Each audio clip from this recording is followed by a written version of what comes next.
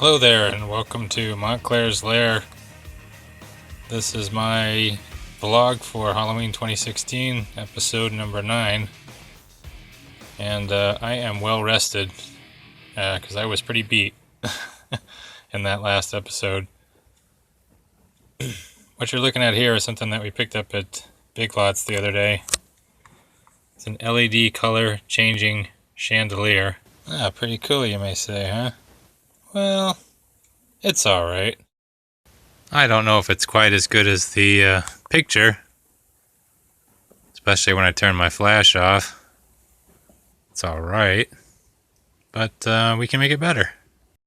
Also at Big Lots, I picked up this LED purple dome light pack, and I decided to weave them into the chandelier. We've got a big cluster of them right in the middle here, all tied up, and it gives a pretty good effect. The only issue is that it now becomes a plug-in device, which is fine, because once I hang this thing up wherever, I don't want to be fooling with the batteries, which is right on this thing anyway. So let's have a look at it. This is without the purple lights, and that's with them. And I think that's a little more like the picture. Gives a nice effect. I like tacky things like this. Love them. Love things with lights in them.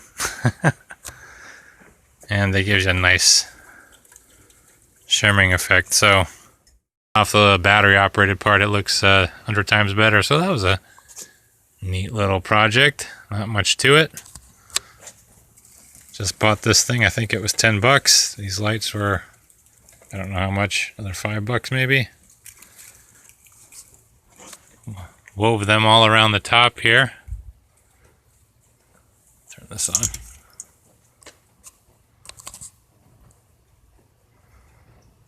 Just zip tied them at each of these junction points and ran it down. Okay, great. Great, Montclair. What the hell are you going to do with this for Halloween? Well, I don't know. Something. It's pretty cool, and it's purple. Anybody who knows anything about Halloween knows purple lights mean Halloween, at least around here. I was thinking that if I decided to do like a walkthrough in my haunt with walls and stuff, although I've sworn off walls that I would never do them again, that we could hang this up over my ghoul's wedding feast, or my mom's ghoul's wedding feast. She's the one who came up with the idea, and I am the one that has been working on it non-stop with the Shiatsu twins over here. This guy and the bride, of course, complete with flowers. Pretty nasty. This is silicone and mixed with naphtha in a cup, then with food coloring. It's you got the idea from Alan Hopps's various tutorials. The one he did where he made the blood with it's called ice gore snot. I tried that, and that actually is some of what you're seeing here, some of this stuff, and it did look really good, but then I realized it's not going to work outside, so I decided to take the same idea that he used there, and also in his Corpsing 2 video, where he mixed silicone and naphtha, which is what's on her head, and decided to do that and mix in some red food coloring, and you get this cool, shiny, perfectly dry, nasty looking gore, which is waterproof. So there's a neat little tip for you. I thought that the chandelier might look good over a table for the ghouls to have their wedding feast. Who knows? Just an idea. Let's have a little update on this thing too. Saw this in number 8, where I had hot glued it back together. Well, it fell apart later that same day. Had to go and, actually the whole thing fell apart. I had to go and solder the wires back together. And then I super glued it back together. Tried to use it and it fell apart on me again, and the wires came out. So I had to go and solder it back together again, and then this time I Gorilla Glued it, put it in the vise, and let it sit overnight. And that Gorilla Glue came seeping out everywhere, filled everything in. So this is a good solid connection now, and this thing works perfectly. So screw you, thing. You've been triggered! If you've watched episodes 6 and 7, you know what this is. Mike North's $20 4-banger prop controller that we built using the Arduino. We built 2 of them so far. I did talk about how this Arduino uses a different chip. This is the clone that does perfectly match the documentation. I also realized that since I do have this model, I can get rid of these splices and actually wire these things up to the board. We can solder some pins in there, and over here you can connect these 2 other devices that are split up, that being the MP3 player and the PIR, can all have their own separate power without having to have any splices in there. And I think just for fun I might do that. Other thing about this project, that's where I do want to complete it, is something to store it in that's waterproof. Now, I'm rather cheap, and I decided that I think this is going to work the best. All of this stuff will fit very nicely in there, with room to spare, and I can maybe put a little board, a little piece of wood in there, stick that to the bottom somehow, maybe glue it, I don't know, and then screw all of this stuff in there, and there's plenty of room to spare. Lots of room, loads of room. And quite honestly, I've got to study up on that a little bit more and make sure I understand how this stuff works. I believe these just act as switches, switching off voltage. Well, obviously that's what they do. What else would they do? But I need to figure out how to wire that into, I don't know, something like this. I suppose I just wire it in, and then one lead goes in there, and it either comes out here or there, depending upon whether I want it normally open or closed. And there you go. So I need to figure out all that before I cut holes, and so that's left to do, and we're not going to get to it today. The other way to go with an enclosure for the circuit is with this box I picked up at Home Depot in the electrical department. Looks like it should be waterproof with this seal, but unfortunately it's not quite big enough, and I can't get this closed because the Arduino is just a tad too high.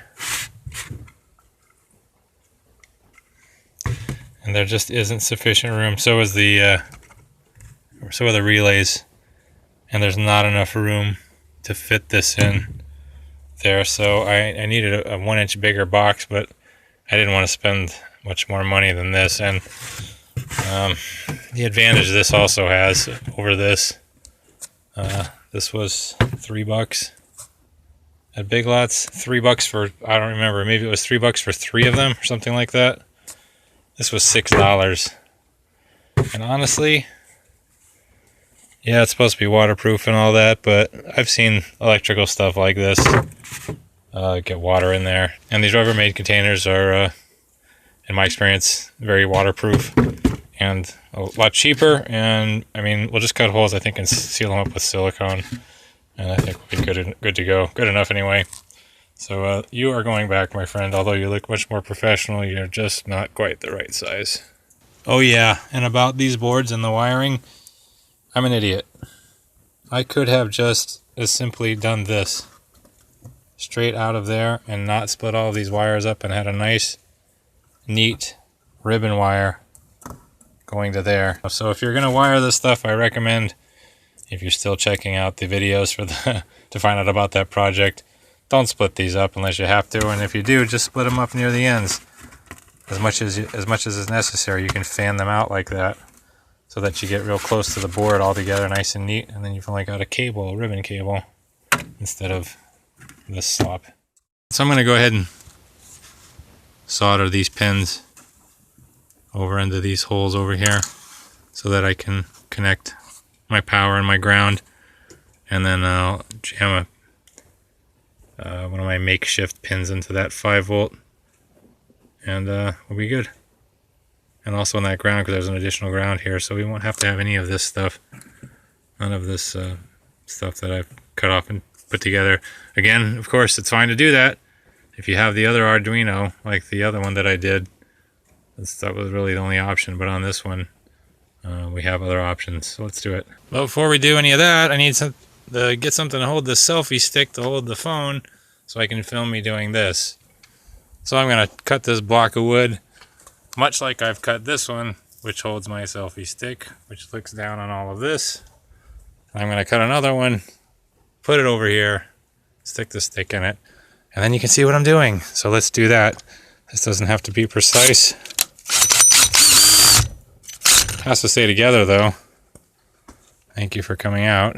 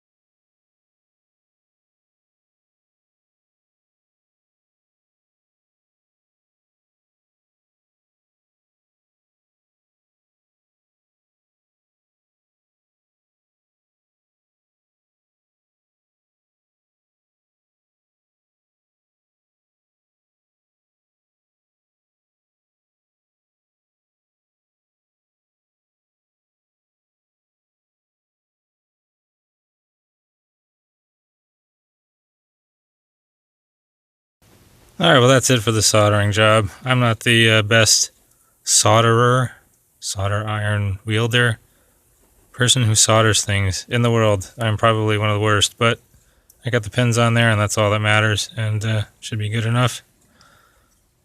Now we can attach those wires to the pins so we can have separate power for each device and we don't have to do any of that splicing. I'm sure you've noticed I had to pull everything off of there, so I've got to go get my documentation and everything and figure out where everything goes again, because I don't remember. Or I'll just bring my other board down and do that, but that's going to be for tomorrow. But before I go, allow me to tell you this very fascinating story. So the morning after episode 8 was filmed, I got up, went out into my kitchen, and saw this. And this is the blender that I bought the night before. It's filled with packing peanuts and cornstarch in the motor area. That's really weird, I thought. Who the hell would do that? So I opened up the refrigerator to get a drink, and inside my refrigerator was this bag of bread with packing peanuts stuffed in it and a shipping label sitting on a piece of newspaper. So I took this out and I started photographing this stuff because I did not understand what the hell was going on. Also on my counter were leftovers of salmon and spinach sitting in an open Tupperware container. In my sink was a piece of rye bread, a sole piece, just one slice, and on the counter was a sharp knife, and also inside my refrigerator was a clean plate sitting on a pie that my wife had baked the other night. I also found a shipping box that my stepdaughter had gotten some art supplies in that had packing peanuts in them, what was left of the packing peanuts, with wood glue all spread in it, and the packing peanuts glued to the sides, the insides of the box. I did not understand what was going on here, but as I took these couple of photographs, it started to come back to me that I had had this odd dream about me doing some of these things. And my dreams are always very weird anyways, but apparently I sleptwalked and came out of my room and did all of these very odd things. And as I was recalling this, I also recalled trying to eat some of the packing peanuts and remembering that whatever they were just too chewy and I couldn't eat them and couldn't swallow them. And I also recalled that whatever it was I was trying to drink out of a straw was really nasty, and that ended up being the wood glue. So I was trying to have myself a little snack of packing peanuts and a drink of wood glue, and I guess that's what happens when you are just extremely overtired, and I think that's what happened to me. So who knows? I can't even begin to explain this odd stuff. But I hope you enjoyed this crazy story of what is going on, or what went on in my life the other night. But I was able to salvage the blender, so it all worked out. So to prevent this from happening in the future, I've decided to hang a little motion sensor alarm on my door handle. It's specifically designed for that. It's like a portable security system. In case you're in a hotel or something and somebody gets into the room, it makes a really loud noise. So I'll put that on my door, and that should wake me up in case I ever decide I need to eat any more packing peanuts or play with knives while I'm sleeping. So with that, I will say thank you for watching. I know we didn't do much in this video, but I do have some plans on doing some paper mache pumpkins. I had talked about that in a previous video to cover up or to go over the light fixtures that I have made outside on my deck. I've got 7 of those globes outside that I can remove easily and place jack-o'-lanterns over. And I like to make permanent ones, and I'm watching a lot of videos about that, so we'll probably be getting into that very soon, and I hope to have Brenda help me with that so we can churn them out quicker. So if you've not seen the channel before and you like this video, watch the others because they're a lot better.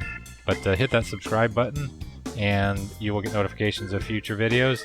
Give me a thumbs up and leave any questions or comments. I'm sure if you've listened to my sleepwalk story, there may be a few funny ones in there, so check that out. And I will see you guys next time. Thanks for watching.